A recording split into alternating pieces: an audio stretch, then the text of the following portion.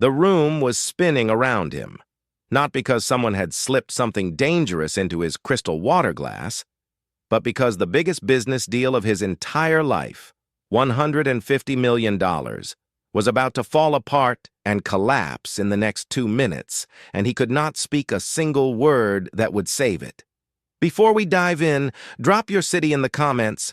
We'd love to know where you're watching from, and don't forget to like and subscribe so you never miss another powerful story like this. Now let's continue. His name was James, a 35-year-old tech billionaire who had built his software company from nothing. He started in a tiny apartment with one laptop and a dream. 7 years of sleepless nights, 7 years of missing birthdays and holidays, 7 years of choosing work over friends, over family, over love. And now, all of that sacrifice was about to mean nothing. James sat frozen at the white-clothed table in the most expensive restaurant in Manhattan. The chandeliers above sparkled like diamonds. The floor-to-ceiling windows showed the New York City skyline bathed in afternoon sunlight. Everything looked perfect. Everything looked beautiful.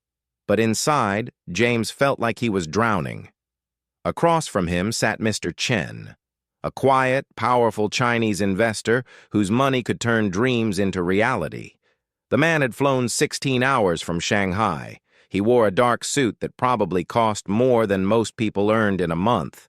His face showed no emotion, no kindness, no pity, just cold business logic. He had 3 other meetings scheduled this week, 3 other companies begging for his investment. And if James could not finish this conversation, if he could not answer the questions, Mr. Chen would simply walk away.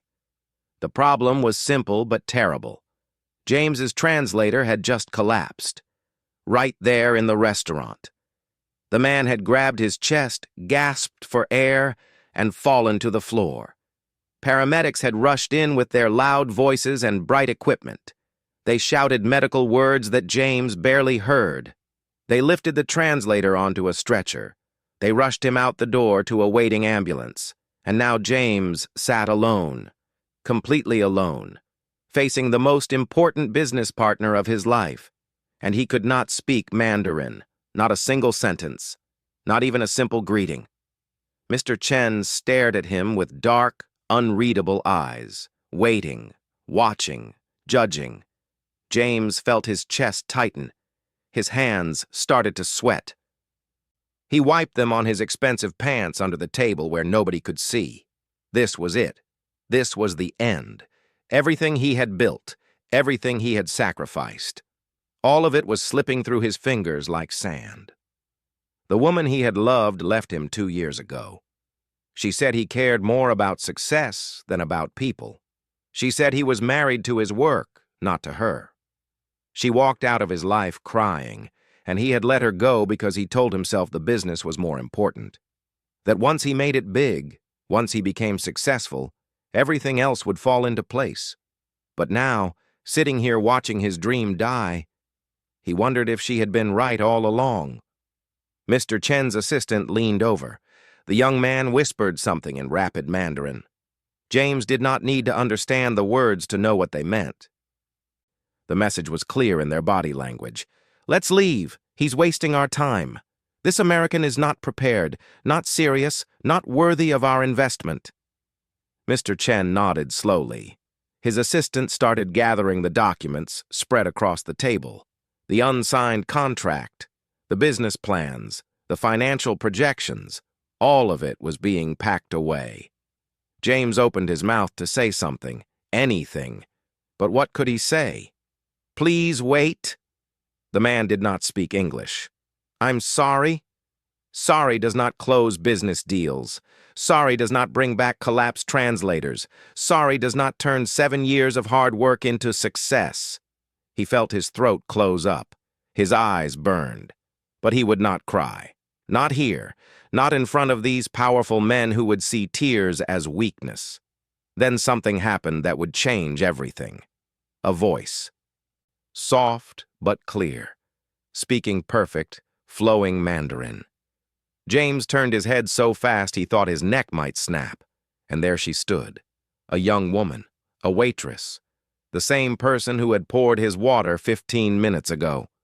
She wore a simple blue dress with a white collar. Her dark hair was pulled back in a neat braid.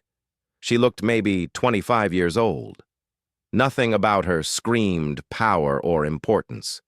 She looked like exactly what she was, a restaurant worker doing her job. But she was speaking Mandarin. Perfect Mandarin. The words flowed from her mouth like music, smooth and confident and respectful. Mr. Chen's face changed. His eyebrows lifted slightly. His assistant stopped packing the documents. They both stared at her. She spoke for maybe 30 seconds. Then she turned to James. Her eyes were dark brown, serious. But there was something else there, too. Something that looked almost like kindness, or maybe pity. "He wants to know if you're serious about this partnership," she said quietly in English. Her voice was gentle but firm. "He says your translator getting sick is a bad sign from the universe, that you're not prepared, not ready for this level of business. He thinks maybe you're just another careless American who wants his money but has no respect for proper planning." James felt like someone had punched him in the stomach. But at least now he understood. At least now he had a chance. He looked at this stranger, this waitress who had appeared like an angel sent from heaven. She did not look like someone who would rescue a billionaire's crumbling business deal. But here she was. The only person in this entire five-star restaurant filled with wealthy people who could help him. "Tell him," James said, and his voice shook just a little despite his best efforts to sound strong, "that I've been preparing for this exact moment for 7 years. Tell him that I've studied his company, his vision, his values, his past investments. Tell him I know he turned down 43 companies last year and only invested in 3. And tell him that nothing, not a heart attack, not bad luck, not even the universe itself throwing obstacles in my path, will stop me from making this partnership the most successful decision he's ever made." The waitress nodded. No questions. No hesitation. She turned back to Mr. Chen and spoke. Her Mandarin sounded like poetry. The tones rose and fell in ways that English never did. James watched Mr. Chen's face carefully. The older man leaned back in his chair. His fingers, which had been tapping the white tablecloth impatiently, went still. His eyes narrowed slightly. He was listening, really listening. Mr. Chen asked another question. The waitress listened carefully, her head tilted slightly to one side. Then she turned back to James. "He wants to know why he should trust you," she translated. "He says he's met 1,000 men who make big promises. They all say the right things. They all have impressive presentations and expensive suits. But when problems come, most of them disappear. Most of them make excuses. Most of them fail. So why should he believe you're different?" James felt his heart hammering in his chest. This was it. This was the question he had been preparing for during all those sleepless nights. But now, with this stranger standing between them, translating his dreams into a language he could not speak, everything felt different. More personal, more real, more scary.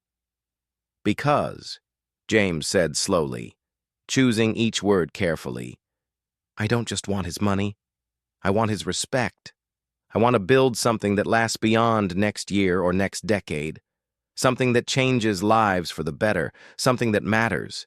And I can't do that alone. I need him. Not because he's rich, but because he's the only investor I've found who thinks the way I do, who sees the future the way I see it, who understands that business is not just about profit, it's about purpose." The waitress translated. Her voice stayed calm and professional. When she finished, Mr. Chen was quiet for a long moment. Then, for the first time since the translator had collapsed, he smiled. Not a big smile, just a small curve at the corner of his mouth. But it was enough to give James hope. Mr. Chen spoke again, longer this time, maybe a full minute. The waitress listened carefully, nodding once or twice. Her face stayed neutral. professional. When he finished, she turned to James. "He says he'll give you one more chance," she told him. "But he has 3 questions, 3 important questions. If you answer them honestly, truly honestly, not with business talk or fake words, he'll sign the contract today. Right now. But if you give him prepared answers or try to trick him, he walks away and you'll never get another meeting. Do you understand?" James nodded. His mouth felt dry.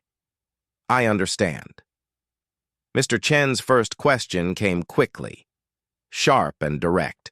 The waitress translated without emotion. "What happens if your company fails? If his investment disappears? If everything crashes and burns? What then?"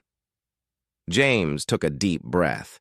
Every business school professor he had ever studied under had taught him to avoid this question, to redirect it, to talk about risk management and backup plans and safety measures, to never, ever admit that failure was possible. But something in the way this waitress was looking at him, with those serious brown eyes that seemed to see through all his walls, made him want to tell the truth. The real truth. "If my company fails," James said quietly, "I lose everything. My life savings. My reputation in the business world. My dream that I've worked towards since I was a kid. But I'll still wake up the next morning. I'll still be alive. I'll still have my mind and my hands and my ability to think and create. And I'll start over. Because that's what I do. That's who I am. I don't quit. I've never quit anything in my entire life. And I'm not going to start now," the waitress translated. Mr. Chen listened. His face showed nothing, but he nodded once, a tiny movement of his head. Then he asked the second question. "Why should he trust you more than the 12 other companies he's considering?" the waitress said. "What makes you special? What makes you different? What makes you worth the risk?" This was harder. Because the truth was, maybe those other companies were better investments. Maybe they had better technology or smarter teams or safer business models. Maybe Mr. Chen should not choose him at all. But James was done with lying, done with pretending. "He shouldn't," James said simply. "Not yet. Trust is not something you give on day 1. Trust is not something you hand to a stranger at a restaurant table. Trust is something you earn, something you build slowly, piece by piece, day by day. But if he gives me the chance, I'll prove to him every single day that he made the right choice. Not with fancy words, not with promises, with results, with actions, with honesty." The waitress translated. Mr. Chen leaned forward slightly. His assistant wrote something in a leather notebook. James could not tell if that was good or bad. His heart felt like it might explode from his chest. Then came the third question, and this one hit harder than all the others. "He wants to know," the waitress said, and her voice was softer now, gentler. "Why you're doing this. What drives you deep inside. What makes you wake up every morning and fight? Because he's met 1,000 men who want to be rich, 1,000 men who want power and status and expensive things, but he only invests in men who want to be great, who want to matter, who want to leave the world better than they found it. So tell him the truth. Why are you really doing this?"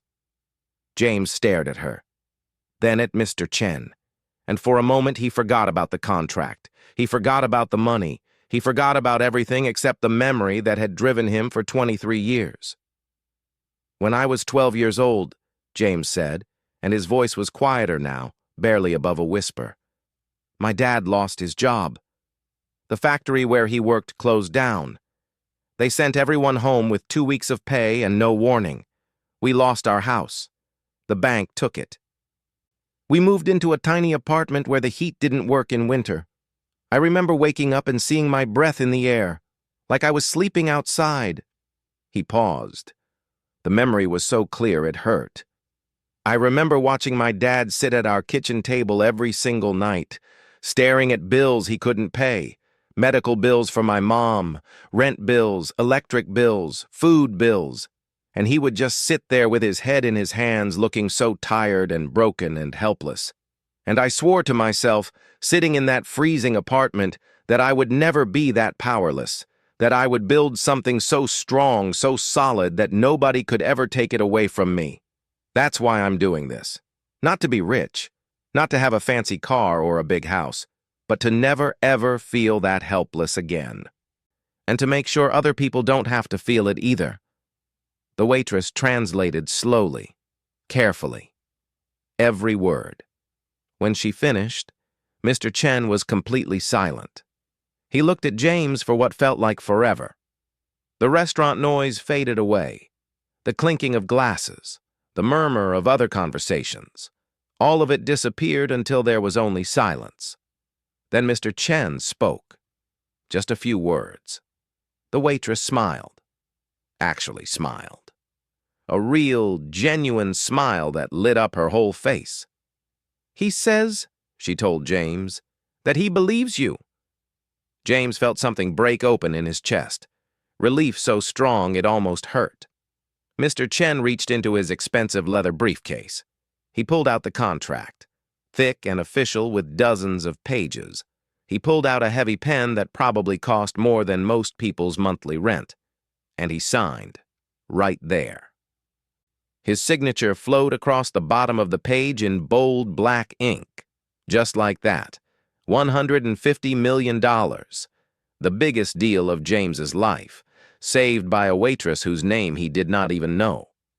Mr. Chen stood up. He extended his hand across the table. James jumped to his feet and shook it. The man's grip was firm, strong, confident.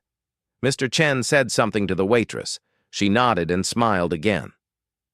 "He says good luck," she translated. "And he says he'll be watching your progress. He expects great things." Then Mr. Chen and his assistant left. They walked out of the restaurant carrying the signed contract and the future James had dreamed about for 7 years. James stood there for a moment, frozen, unable to move, unable to think, unable to process what had just happened. Then he turned to the waitress. She was already walking away, heading back toward the kitchen with empty water glasses balanced on a tray. "Wait!" James called out. His voice sounded strange, shaky. She stopped, turned around. "Yes." "What's your name?" he asked. "Emma," she said. "Emma." James repeated the name like he was trying to memorize it, like it was the most important word he had ever heard. "You just saved my life. Do you know that?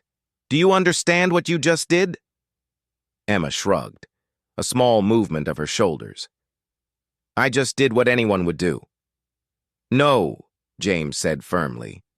"No, most people would have walked away. Most people would have kept serving tables and ignored what was happening. Most people would have thought it was none of their business. But you didn't. You stepped in. You helped a complete stranger. Why?" Emma looked at him. Really looked at him with those serious brown eyes. And for the first time, James saw something else there. Something that looked like sadness. Deep, painful sadness. "Because," she said quietly, "I know what it's like to watch something important slip away, to feel helpless while your whole world falls apart. And if I could stop that from happening to someone else, even a stranger I'll probably never see again, I wanted to. I had to." Before James could ask what she meant, before he could say another word, Emma walked away. She disappeared through the kitchen doors. Gone. James stood there alone, holding a signed contract worth $150 million. But all he could think about was the sadness in that young woman's eyes. 3 days passed, 3 long days where James should have been celebrating. His phone rang constantly with congratulations. Business partners, friends, investors. Everyone wanted to talk about his success. His company's stock price jumped 30%. News articles called him a genius, a visionary. But James could not stop thinking about Emma. On the 4th day, he went back to the restaurant. He wore casual clothes this time, jeans and a simple shirt. He did not want to look like the billionaire making a big gesture. He just wanted to find her, to thank her properly, to understand why she had helped him. He asked the hostess for Emma. The woman checked her computer, frowned, shook her head. Emma Carter? She quit 3 days ago. James felt his stomach drop. What? Why? I don't know, sir. She didn't give a reason. Just turned in her uniform and left. James left the restaurant feeling frustrated and confused, but he was not the kind of man who gave up easily. He hired a private investigator. Yes, it sounded creepy, obsessive even. But he needed to know her story. He needed to understand. It took 2 weeks, but the investigator found her. And when James read the report, sitting in his big office with its view of the city, he felt shame burn through him like fire. Emma Carter was not really a waitress. Or rather, she was, but that was not who she was supposed to be. She had been a student at Columbia University, international business, top of her class. She spoke 5 languages fluently: Mandarin, Spanish, French, Arabic, and English. She had been on track to graduate with honors. Big investment firms were fighting to hire her. Her future had been bright and golden and full of promise. But then her mother got sick. Cancer. Stage 4, aggressive and fast-moving. Emma had dropped out of school to take care of her. She gave up her scholarship, her future, her dreams. She worked 3 jobs to pay for medical treatments, experimental drugs, special doctors, anything that might help. The waitressing job at the fancy restaurant was just one of those 3 jobs. She worked there during the day. At night, she stocked shelves at a grocery store. On weekends, she cleaned office buildings. And the day she had saved James's business deal? That had been her last shift at the restaurant. Because the day before, her mother had died. Emma had just lost the most important person in her entire world, and instead of staying home to cry and grieve and break down, she had gone to work. She had smiled at customers. She had poured water and served food and acted like everything was fine. And when she saw James about to lose something important, even though he was a rich stranger who had everything she had lost, she had helped him anyway. James sat at his desk reading the report over and over. The words blurred. His eyes burned with tears he had not cried in years. This woman had lost everything, everything. And she had still found the kindness to help someone else. He picked up his phone, called his assistant. "Find Emma Carter," he said. "I need to talk to her. Today. Now." It took 6 hours of searching, but they found her, living in a tiny apartment in Brooklyn, the kind of place with peeling paint and broken locks. Working overnight shifts at a grocery store because that job paid 25 cents more per hour than the day shifts. James showed up at 7 in the morning, right when her shift ended. He stood outside the store entrance waiting. His heart pounded. He felt nervous in a way he had not felt in years. Emma walked out looking exhausted, dark circles under her eyes, her shoulders slumped, her feet dragging. She wore a green store uniform and carried a backpack that looked ready to fall apart. She saw him and froze. "James," she said. Her voice sounded confused, suspicious even. "Emma." He took a step forward.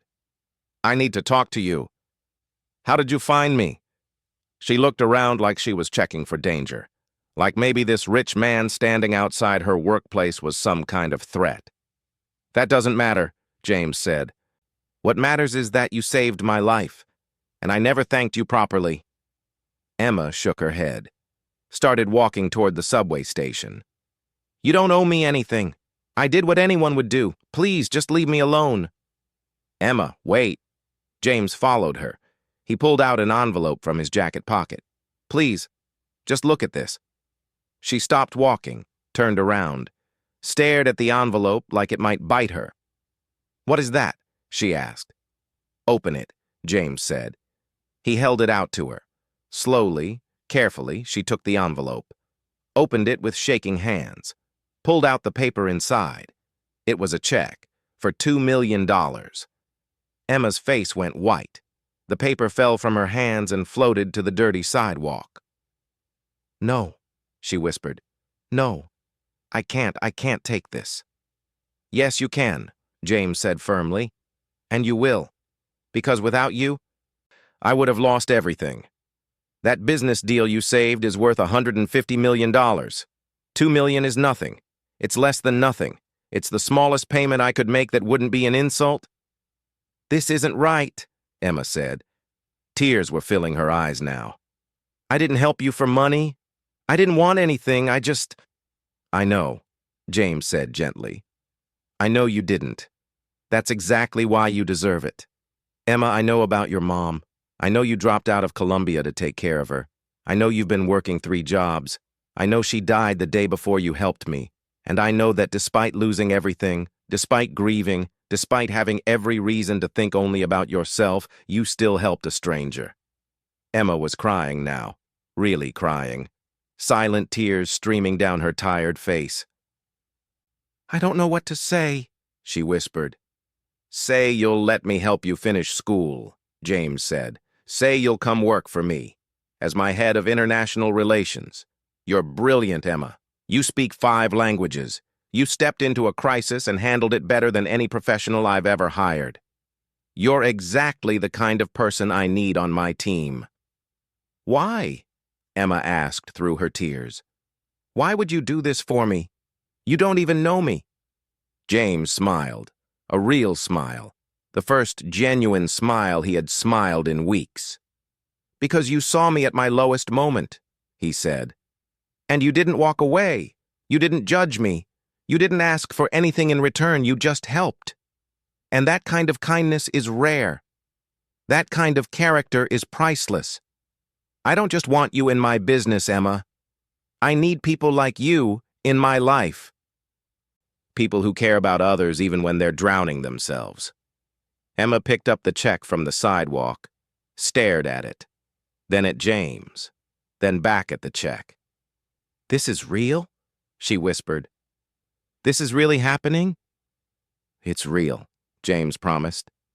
"As real as that contract you helped me sign." Emma laughed, a sound somewhere between crying and joy. She wiped her eyes with the back of her hand. "Okay," she said. "Okay. Yes, I'll finish school. I'll come work for you. Yes." 2 years later, Emma was not just James's head of international relations. She had become his closest friend, his most trusted advisor, the person who made him laugh when he took things too seriously, the person who challenged him when he was wrong, the person who reminded him why success mattered, not for money, but for the lives they could change. Under Emma's leadership, the company expanded into 12 countries. She negotiated deals in languages James could never hope to learn. She built relationships with people from cultures he barely understood. She turned his small tech company into a global force for good. And more than that, she taught James something he had forgotten during all those years of climbing toward success. She taught him that people matter more than profits. That kindness is not weakness. That helping others does not make you smaller. It makes you bigger. The deal with Mr. Chen made James rich, powerful, famous even. But Emma changed who he was as a human being. She showed him that true wealth is not in a bank account. It's in the people you lift up, the lives you touch, the moments when you choose compassion over convenience. The times when you help someone even though nobody is watching and you'll never get credit. James still remembered that day in the restaurant, the day his world almost fell apart, the day a stranger with kind eyes and a broken heart saved him without asking for anything in return. That was the day he learned what real strength looked like. So here's the question. Have you ever had someone step into your life at exactly the right moment and change everything? Have you ever been saved by a stranger, or maybe you were the stranger who saved someone else? Share your story in the comments below, because these moments matter. These connections between humans who choose kindness. They're what life is really about. And if this story touched your heart, if it made you feel something real, hit that subscribe button right now. This channel is all about emotional stories that remind us what it means to be human. Real stories about real people facing real struggles.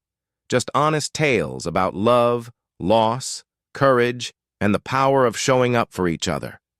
Let's build a community where we celebrate kindness, where we honor the people like Emma who help others even when they're hurting, where we remember that everyone is fighting battles we know nothing about. Thanks for being here. Thanks for caring. And remember, sometimes the person who saves your life is standing right in front of you wearing a simple uniform and carrying an invisible weight. All you have to do is see them, really see them, and be brave enough to let them help.